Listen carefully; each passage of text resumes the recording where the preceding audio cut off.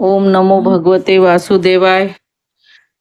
एक दिन मेरे घर आना मेरे बांके बिहारी। एक दिन मेरे घर आना मेरे बांके बिहारी। बांके बिहारी मेरे बांके बिहारी। बांके बिहारी मेरे कुंज बिहारी। एक दिन मेरे घर आना मेरे बाके बिहारी। 17वां अध्याय। तो अर्जुन ने पूछा, हे श्री कृष्ण, जो शास्त्र विधि को छोड़कर श्रद्धा के साथ पूजन करते हैं उसकी निष्ठा किस प्रकार की है? सात्विक की है अथवा राजसी है अथवा तामसी है? श्री कृष्ण जी बोले, प्राणियों के स्वभाव से ही सात्विकी, राजसी और तामसी ये 3 प्रकार की श्रद्धा है। जो सुन है सो सुन। हे अर्जुन, सबकी श्रद्धा अपनी प्रकृति के अनुसार होती है। पुरुष श्रद्धामय है, जिनको जैसी श्रद्धा होती है वह वैसा ही होता है। सात्विक पुरुष देवताओं को पूजते हैं, रजोगुणी गुणी यक्ष राक्षसों को पूजते हैं और तामसी जन भूत प्रेतों को पूजते हैं। जो लोग कपट, अहंकार, काम, विषयानुराग और आग्रह युक्त शास्त्र से न कहा हुआ उग्र तप करते हैं, मूर्खता से न केवल अपने शरीरस्थ आत्मा को बल्कि मुझे भी कष्ट देते हैं, उन्हें निश्चय पूर्वक आसुरी जानिए। प्रत्येक को 3 प्रकार के आहार प्रिय हैं। उसी तरह यज्ञ, तप और दान भी 3 प्रकार के हैं, जिनके भेद सुनिए। आयु, सत्व, बल, आरोग्य, सुख और प्रीति को बढ़ाने वाले रस, घृत युक्त पोषक और आनंददायक आहार सात्विकों को प्रिय हैं और कड़वे तथा खट्टे, नमकीन, गर्म, तीखे, रूखे, चरपरे और दुख, शोक और रोगजनक भोजन राक्षसी लोगों को प्रिय हैं। पहरों का रखा हुआ अनिरस, दुर्गंध युक्त, बासी, उच्छिष्ट, अपवित्र भोजन तामसी लोगों को अच्छा लगता है। यज्ञ करना ही है ऐसा मन को दृढ़ करके फल की इच्छा किए बिना विधि पूर्वक जो किया जाता है वह सात्विकी है। हे भारत श्रेष्ठ, फल की कामना से और लोक दिखावे के लिए जो यज्ञ करता है, जो यज्ञ किया जाता है उसे राजस जानो। शास्त्र की विधि से हीन, अन्नदान रहित, मंत्रहीन और बिना श्रद्धा के किया हुआ यज्ञ तामस के उसे राजस जानो। शास्त्र की विधि से हीन, अन्नदान रहित, मंत्रहीन और बिना श्रद्धा से किया हुआ यज्ञ तामस कहलाता है। देवता, द्विज, गुरु और विद्वान इसका पूजन पवित्रता, सरलता, ब्रह्मचर्य और अहिंसा का आचरण करता हुआ करना शारीरिक तप है। जिस वाक्य को से किसी का दिल न दुखे, सत्य, प्रिय, हितकारी भाषण, स्वाध्याय का अभ्यास वाचिक तप है। मन की प्रसन्नता, चित्त की शांति, मौन, आत्मनिग्रह और निष्कपट रहना यह मानसिक तप है। यह 3 प्रकार का तप है। यदि श्रद्धा से फल की इच्छा त्याग कर और योग युक्त होकर किया जाए तो सात्विक तप कहलाता है।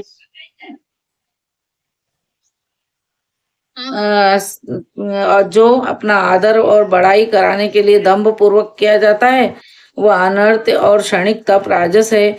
जो दुराग्रह से आत्मा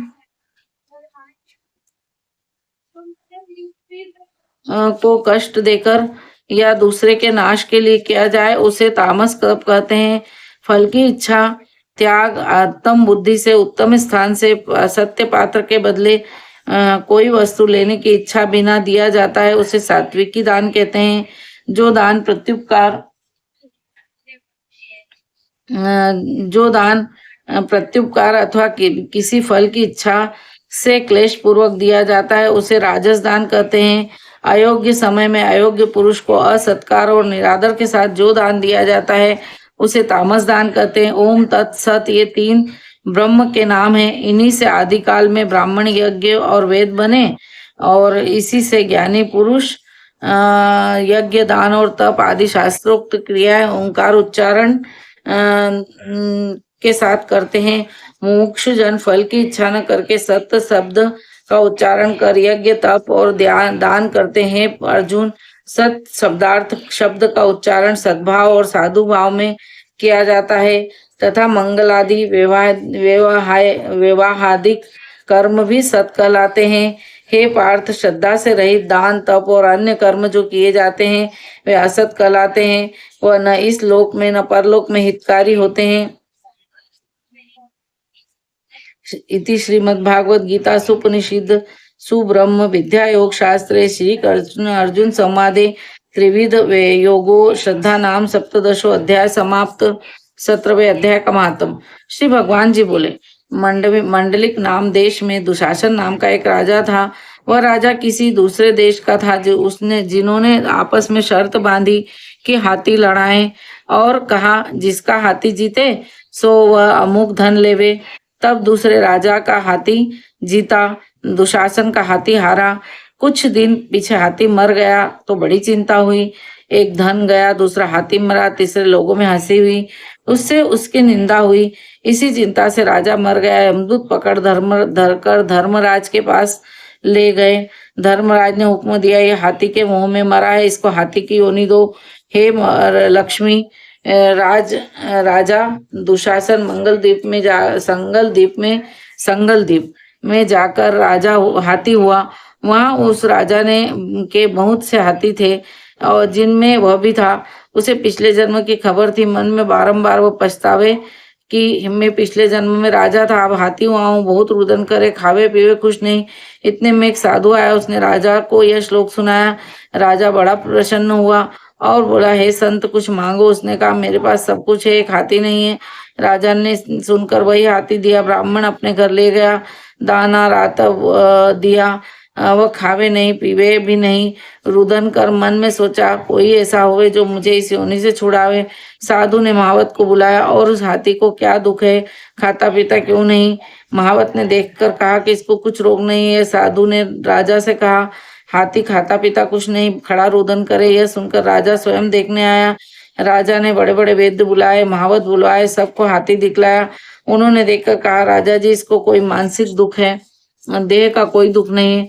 तब राजा ने कहा, हाथी तू ही बोल, तुझे क्या दुख है। परमेश्वर की शक्ति से मनुष्यों की भाषा में हाथी ने कहा, राजन तू बड़ा धर्मज्ञ है, यह ब्राह्मण भी बड़ा बुद्धिमान है। इसके घर का अन्न जो खावे बड़ा धर्मज्ञ हो, इसको क्यों मिले, मुझको क्यों मिले। तब साधु ने कहा, हे राजा अपना हाथी फेर लो। राजा ने कहा, दान दिया मैं नहीं फेरता, तब हाथी मरे या जीवे। तब हाथी ने कहा, हे संत जी तू मत सोचे, तेरे घर में कोई गीता का पोथी हो तो मुझे 17वें अध्याय का पाठ सुनाओ। तब उस साधु ने ऐसा ही किया। लक्ष्मी 17वां अध्याय सुनते ही हाथी तत्काल देह देही छूटी और देह देही पाकर वैकुंठ को गया।